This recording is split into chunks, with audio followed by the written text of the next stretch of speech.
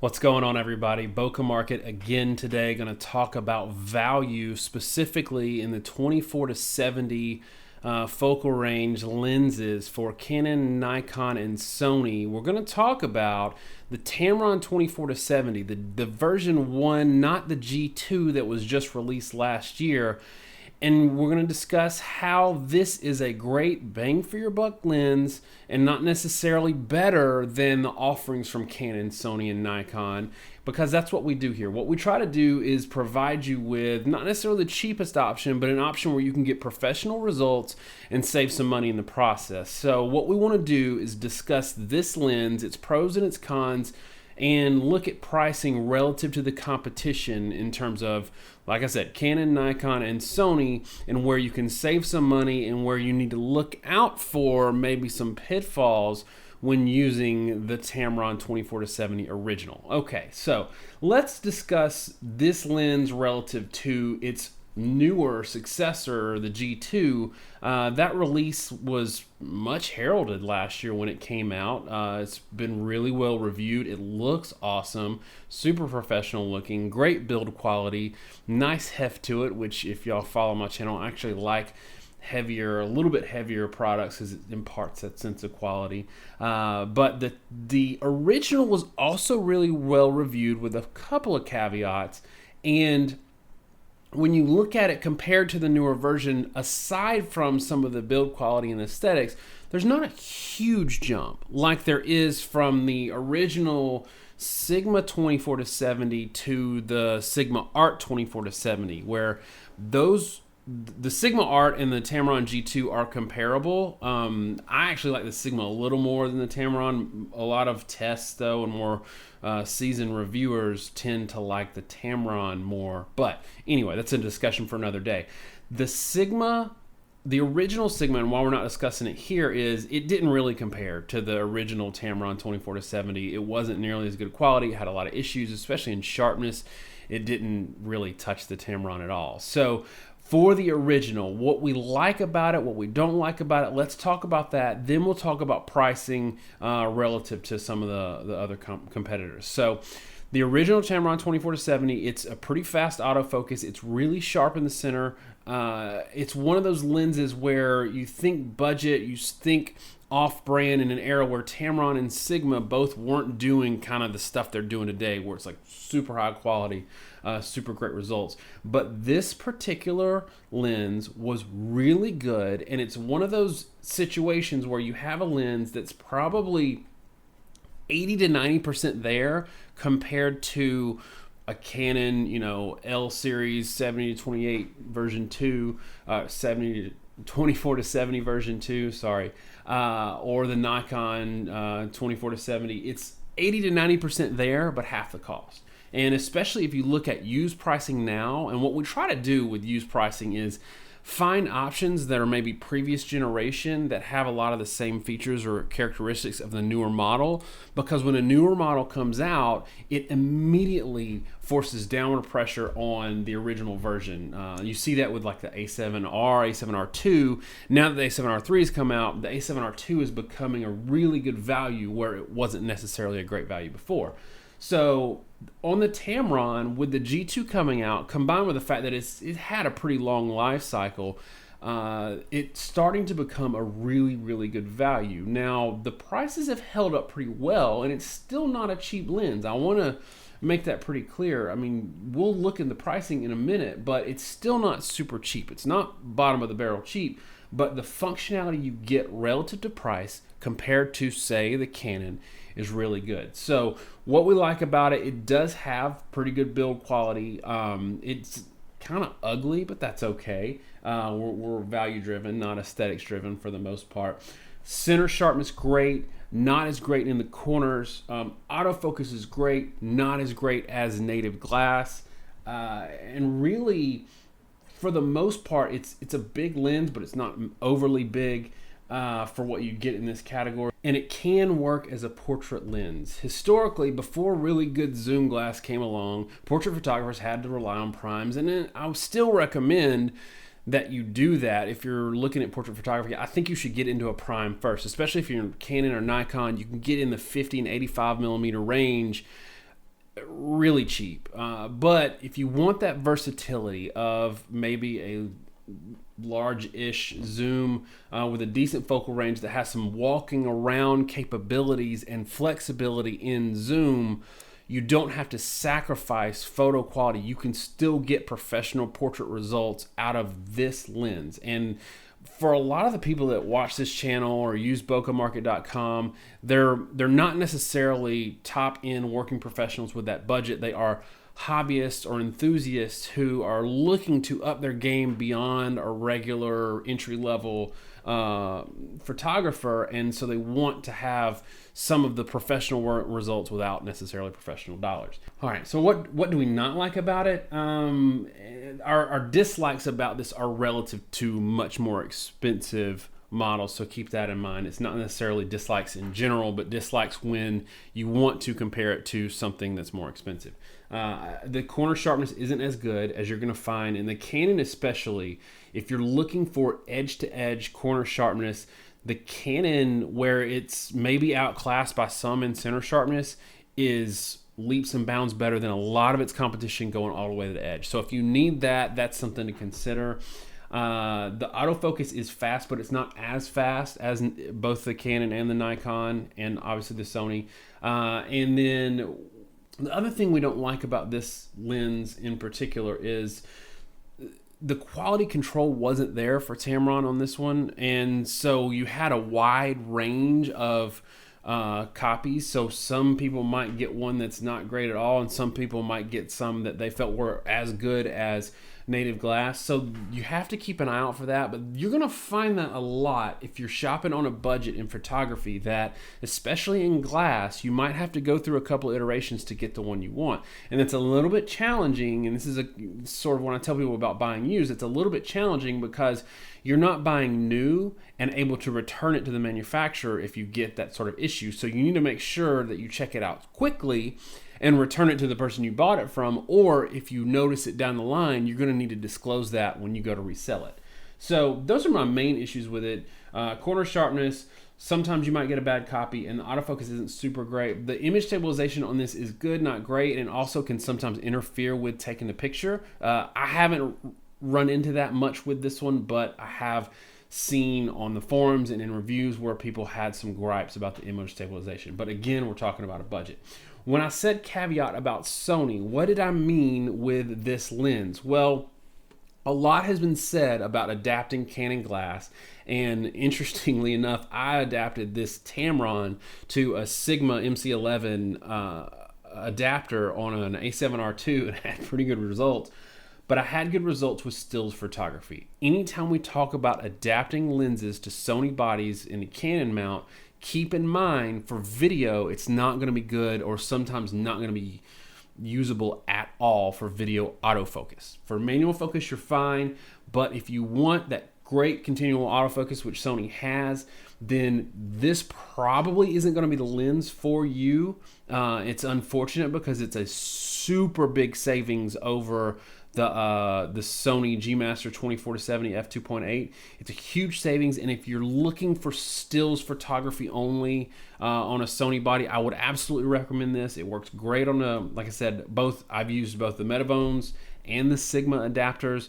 Autofocus works great for stills, but keep in mind, stress this again, if you need video, it's probably not the lens for you, and you're probably, unfortunately, going to have to shell out a lot of money or just work with primes until you get there. Okay, so that's kind of the high level of this. What we really focus on here, though, is the actual cost of the item. So let's compare this Tamron in a basic Canon, Nikon, Sony build, what you'd be looking at, versus if you went with that native glass, and see how they compare.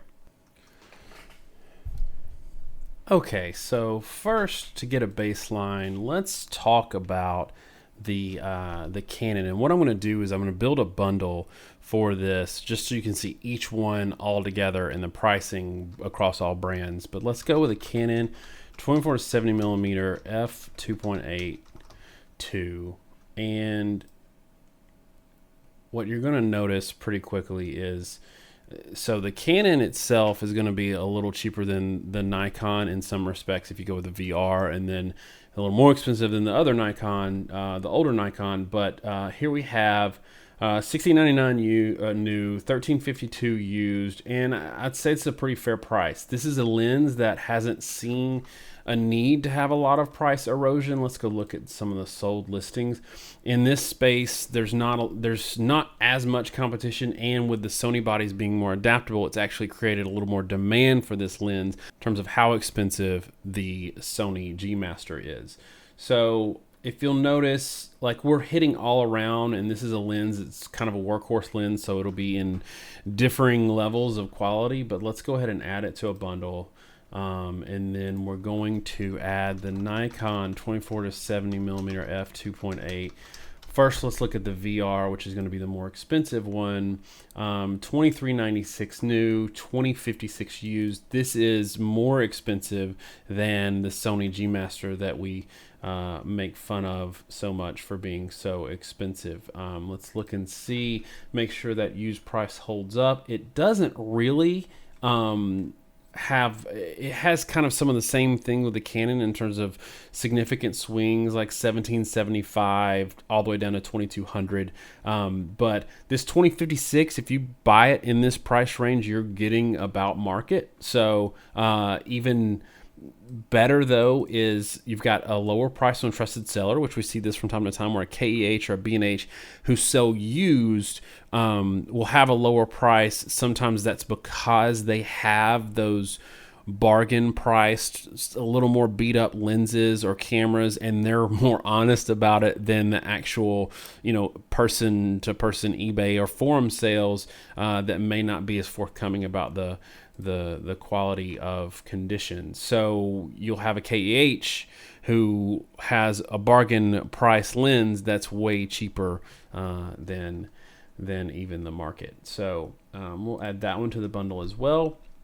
And then let's do the Nikon 24 to 70 millimeter f2.8 non-VR, which is going to be considerably cheaper.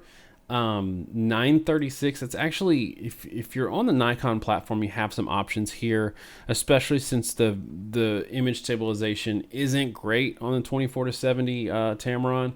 You have some options here, and we see a lot more trading velocity sell through on this particular lens in the secondary market than we do the more expensive lens. Not just because it's more expensive, but because it's still a great lens, and it's representing a pretty good value on the Nikon platform. So let's add this one to the bundle. Again, we wouldn't buy all of these at the same time, but we want to show them all next to one another. So finally, let's add the Sony 24 to 70 f2.8. There it is, and you're gonna see pretty quickly this is really the only 2.8 native that you see, but we have the Tamron, I think the 28 to 75 that's coming, that I think is going to put some downward pressure on the pricing of the Sony, because you're going to have something that's optically close, so they say, pretty similar focal range, and there's been no competition for Sony in this space, and you're going to see some of that. So let's add this one to the bundle. And for the Tamron, let's do the Canon mount. They're generally a little more expensive. Let's do the G2 first. And this, again, what's really cool about this one is, even though it's almost a year old, there's not been that much price erosion from the new price, which is actually really good. You don't see a ton of these in the secondary market, and you'll see the price is a little bit all over the place. These don't come up that much, and not just because they haven't sold a ton of them, it's just they're new and people love them, so they're hanging on to them. I definitely would not recommend this one, but I would just recommend, if you're one of those who is looking for value in the new space, then you would go with this. Let's see. And then finally, I said finally once before, but now I really mean it. Tamron 24 to 70 Canon, and let's get the one we're talking about. And look at that. So $554 used. This really opens up your options in terms of if you were looking at what you have to weigh when you're looking at, say, a Canon, Nikon, or Sony native piece of glass is what else can I get for the same amount of money? If I'm spending $1,600 used on a Canon 24-70 versus $554, is it 3 times better? Or is it more valuable for me to have a couple of really nice primes plus this for what I would pay for the Canon? Now, the Canon still can represent a good value if you're a professional and you need some of these things where the Tamron lacks. And what we talked about was edge-to-edge sharpness, a little faster autofocus, and more consistency in quality control and build quality. But if you're willing to put up with some of these not so great downsides, you can save a ton of money. So here we are on the Tamron 554. I will say, because this is such a coveted value, or represents such a great value in this lens, it's hard to get at that price. That's the market price, because enough of them sell through at that price, but it is hard to get one of these for $554. You got to be patient and wait. $978 is a good price for this, the G2 Tamron, but you can, again, get it a little cheaper if you're willing to wait. But again, this is one that doesn't come up very often. To me, the one that's not the greatest value is probably the most expensive one in the Nikon. But look at the difference. And I said $1,600 earlier. I meant new, but even $1,354, so $1,350 versus $554, you're still, what can you get with that? Well, I mean, you can get this 24-70, you can get a 85 1.8. Heck, you could probably get an 85 you can get a Sigma 50 millimeter with this and the 85, and all for what you would pay for the Canon. Maybe not quite, but pretty close. So I think it's pretty clear, like, you have to weigh your needs versus your budget. And for us, if you look at what you have in terms of the value and the capabilities of this lens and what it produces relative to the Canon, again, we're talking 80-90% is good, but a third of the price. That's a lot. I would never tell somebody to not buy this lens. I just want them to make sure that the differences, the things that it's better at, are enough to justify this cost for their budget. All right, that's pretty much going to wrap it up for this one. Tamron 24-70 V1 is our favorite Canon, Nikon, or Sony 24-70 with that one video caveat. If you like what we're doing here at bocamarket.com or on our YouTube channel, give us a subscribe or just a like on the video if you want to fill us out a little more on the subscription part. Don't forget, bocamarket.com is where you can find pricing used and new for your photography gear. It'll help you if you're trying to sell a bunch of gear. It'll help you kind of price out where you should sell it at. You can also set up real-time alerts, or in your native currency, see pricing. You just need to set up a profile. It's free on the website. And on those alerts, you can set a price ceiling to filter out all the overpriced junk, and we'll let you know when something hits the market that's under your price threshold. Thanks so much, y'all, for hanging out with us this long. Let us know in the comments what you think the best bang for your buck 24-70 on these platforms is. Until next time, I'm Daniel with bocamarket.com. Y'all have a good one.